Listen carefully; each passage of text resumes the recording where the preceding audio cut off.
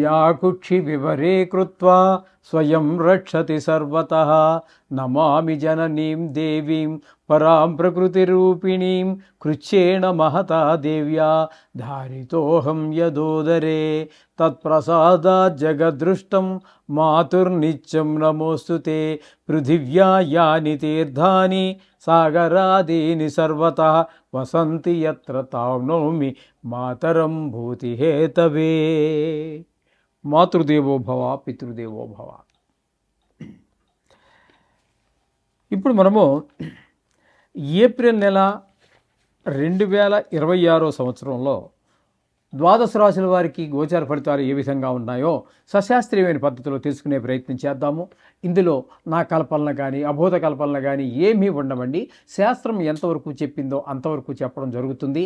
ఇంకో ముఖ్యమైన విషయం ఏమిటంటే ఇది గోచార ఫలితాలు మాత్రమే.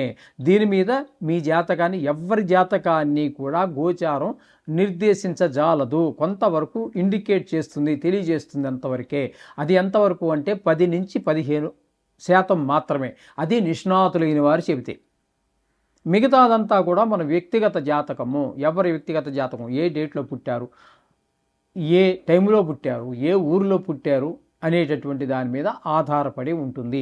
అది 100% ఇది ఒక 15 వేసుకోండి. 75, 80, 90 ఇంకా 100 పాళ్ళు కావాలంటే బ్రహ్మదేవుడు తప్పితే మరి ఎవ్వరూ కూడా దాన్ని కరెక్ట్గా చెప్పలేరు. కాబట్టి దీని గురించి ఊరికే కంగారు పడిపోక్కర్లేదు. 4 గ్రహాలు ఎక్కువగా ఉన్నాయని సంతోషపడవలసిన పని లేదు. అందుచేత ఇంకోటి ఏంటంటే నేను ఇందులో మిమ్మల్ని భయపెట్టేసి ఏదో చేసేయాలి, జపాలు పెట్టేయాలి అని అటువంటి ఏవో ఆలోచనలు కానీ దుష్టాలోచనలు కానీ లేదు. మిమ్మల్ని సంతోషపెట్టడం కోసం, మిమ్మల్ని ఇంప్రెస్ చేయడం కోసం మీకు ఏదో ఒక లేడీ వచ్చేస్తుంది, 10 కోట్లు వచ్చేస్తాయి ఈ సంవత్సరంలో, నాది గ్యారంటీ, రాసి పెట్టుకో, ఇలాంటి మాటలు ఎక్కడా శాస్త్రంలో ఏ శాస్త్రకారుడు చెప్పలేదు. నేను చెప్పను. మీరు అది చెప్పేవారు చెప్తారు. వారికి ఎక్కడో ఏదో ఆధారం ఉండి ఉండొచ్చు అని అనుకుంటాను. అయితే మా దగ్గర అయితే అది లేదు. నాకు తెలిసినంత వరకు లేదు ఎక్కడా కూడా. ఒకవేళ ఉందేమో తెలియదు పూర్తిగా. 100% పాళ్ళు పూర్తిగా 199% నాకు తెలిసినంత వరకు ఎక్కడా ఏ విధమైనటువంటి ఈ గ్యారంటీలు రాసి పెట్టుకోవడాలు ఇవేమీ లేవు. సింహరాశి వారికి ఏప్రిల్ నెల 2026 సంవత్సరంలో గోచార ఫలితాలు ఏ విధంగా ఉన్నాయో సశాస్త్రీయమైన పద్ధతిలో మనం తెలుసుకునే ప్రయత్నం చేద్దాము. ఇక్కడ జన్మల్లోనే కేతువు, జన్మల్లో కేతువు ఉండటం అనేటటువంటిది అంత శుభ ఫలితములను ఇవ్వజాలదు. ఎక్కువగా చెడు పనుల వైపు, చెడు ప్రవర్తన వైపు ఎక్కువగా ఆకర్షితం చేస్తూ ఉంటుంది. ఇంతకుముందు ఏమాత్రమైనా ఉన్నట్టయితే అలవాట్లు, ఆ వాసనలు ఏమైనా ఉన్నట్టయితే మళ్ళీ వాటిలో పునఃప్రవేశం చేయడం జరుగుతూ ఉంటుంది. అంచేత ఈ కేతుతో కొంచెం జాగ్రత్తగా ఉండవలసినటువంటి విషయం.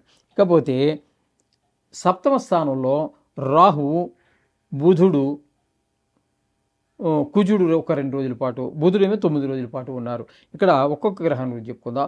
రాహు నెలంతా ఉన్నాడు. ఇక్కడ 7వ స్థానంలో రాహు ఉండటం వల్ల భార్యాభర్తల మధ్యన ఒక మాట పట్టింపులు వచ్చే అవకాశం ఉంటుంది. వాళ్ళిద్దరికి ఎడమొహం పెడమొహంగా ఉండే అవకాశం ఉంటుంది. ఈ బుధుడు 7వ స్థానంలో ఉండటం వల్ల కొంత ఆ పరిస్థితిని చక్కదిద్దే ప్రయత్నంలో భార్యాభర్తల మధ్యన అనుకూలత ఉండే అవకాశంగా ఆయన ప్రయత్నం చేస్తూ ఉంటాడు. అక్కడే 7వ స్థానంలోనే కుజుడు 2 రోజుల పాటు ఉన్నారు. ఆయన కూడా కొంచెం భార్యాభర్తల మధ్యన కొంచెం ఇబ్బందికరమైనటువంటి పరిస్థితులే సృష్టిస్తాడు. కాబట్టి అదే కాకుండా జాయింట్ వ్యాపారస్తుల మధ్యన కూడా అవగాహన లోపం ఏర్పడే అవకాశం ఉంటుంది. తద్వారా వ్యాపారం కొంచెము ఇబ్బందికరమైన పరిస్థితుల్లో నడుస్తూ ఉంటుంది. అది కొంచెం జాగ్రత్తగా చూసుకోవాల్సినటువంటి వ్యవహారం. ఎందుకంటే దాని కింద మీకు లక్షలే పెట్టారో కోట్లు పెట్టారో తెలియదు. కాబట్టి జాగ్రత్తలు తీసుకోవాల్సినటువంటి సమయం.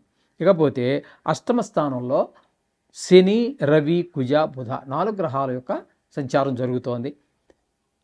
ఇక్కడ శని నెలంతా ఉంటారు. కాబట్టి దీన్ని అష్టమ శని అంటారు. ఈ రాశి వారికి, సింహరాశి వారికి అష్టమ శని అనేటువంటిది మిగతా 5 రాశుల్లో బాగా ఇబ్బంది పెడుతూ ఉంటుంది. 4వ స్థానంలోను, 8వ స్థానంలోను, అలాగే 12, 1, 2 స్థానాల్లో ఎక్కువ ఇబ్బంది పెడుతూ ఉంటుంది. కాబట్టి ఇక్కడ 8వ స్థానం కాబట్టి కొంచెం ఆయుస్థానం అంటారు. ఇది కొంచెం ఆలోచించవలసినటువంటి విషయము. చాలా జాగ్రత్తలు తీసుకోవాలి, యాక్సిడెంట్స్ అవి అవ్వకుండా. ఆరోగ్యపరమైన జాగ్రత్తలన్నీ కూడా తీసుకోవాల్సినటువంటి సమయం 8వ స్థానంలో శని ఉండటం అనేది. అలాగే రవి 14వ తారీఖు వరకు అక్కడ ఉంటారు. ఆ రవి 8వ స్థానంలో కానీ తదుపరి ఆయన 9వ స్థానంలో ప్రవేశించి నెలంతా ఉంటారు. అక్కడ 2 స్థానాల్లోనూ కూడా రవి మీకు పూర్తి ప్రతికూలుడే. అలాగే కుజుడు ఇక్కడ మనం చెప్పుకున్నాం కదా, ఇందాక 7వ స్థానంలో 2 రోజులే ఉన్నారు. 8వ స్థానంలో కుజుడు మిగతా నెలంతా అక్కడ ఉన్నారు. ఆయన కూడా ప్రతికూలమైనటువంటి ఫలితాలు ఎక్కువగా 4 గ్రహాల యొక్క ఒక్క బుధుడు అనుకూలంగా ఉన్నాడు కానీ, అంటే ఒక 21 రోజులు 22 రోజుల పాటు మిగతా 3 గ్రహాలు శని రవి కుజ 3 కూడా తీవ్ర స్వభావం కలిగినటువంటి గ్రహాలు 8వ స్థానంలో ఉండటం ద్వారా చాలా జాగ్రత్తగా ఆరోగ్య విషయంలో మనం వాహనం నడిపేటప్పుడు కారుగా 2 వీలర్ కావచ్చు లేదా 4 వీలర్ కావచ్చు తగు జాగ్రత్త తీసుకోవాల్సినటువంటి అవసరం ఎంతైనా ఉన్నది. ఇకపోతే 9వ స్థానంలో రవి ఒక 15 రోజులు ఉన్నాడు. 9వ స్థానంలో శుక్రుడు 19 రోజులు ఉంటాడు. కాబట్టి ఇక్కడ శుక్రుడు 19వ తారీఖు వరకు ఉన్నది మీకు అనుకూలమైన ఫలితమే ఇస్తూ ఉంటుంది. ఇకపోతే రవి 9వ స్థానంలో ఉండటం పితృకారకుడు, ఆయన పితృస్థానంలోనే ఉంటున్నాడు కాబట్టి కొంచెం తండ్రి గారి యొక్క ఆరోగ్య విషయంలో తగు జాగ్రత్త తీసుకోవాలి. గుళ్ళు గోపురాలకు వెళ్ళడానికి ప్రయత్నం చేయండి. కొన్ని సందర్భాల్లో వీలు పడకపోవచ్చు. ఒకవేళ వెళ్ళినా కూడా అక్కడ మీరు ఇబ్బందులు పాలయ్యే అవకాశం కూడా కల్పించే అవకాశం ఉంటుంది రవి మీకు భాగ్యస్థానంలో ఉండటం వలన. ఇకపోతే శుక్రుడు భాగ్యస్థానంలో 19వ తారీఖు అనుకూలుడు. తదుపరి ఆయన వృషభంలో ప్రవేశిస్తూ ఉన్నారు. అంటే ఇక్కడ మనకి ఈ సింహానికి మనం తీసుకున్నట్టయితే 10వ స్థానం అవుతుంది. ఆ 10వ స్థానంలో కూడా శుక్రుడు అనుకూలుడే. వృత్తిపరంగా అభివృద్ధి కనిపిస్తుంది. 9వ స్థానంలో ఉన్నప్పుడు మీకు భాగ్యస్థానం కాబట్టి అది పితృస్థానము కాబట్టి అది కూడా ఆధ్యాత్మిక వైపు ఎక్కువగా మనకి అనుకూలంగా ఉంటాడు. నెల మొత్తం శుక్రుడు అనుకూలుడేనండి. ఈ విధమైనటువంటి ఫలితాలు ఉన్నాయి.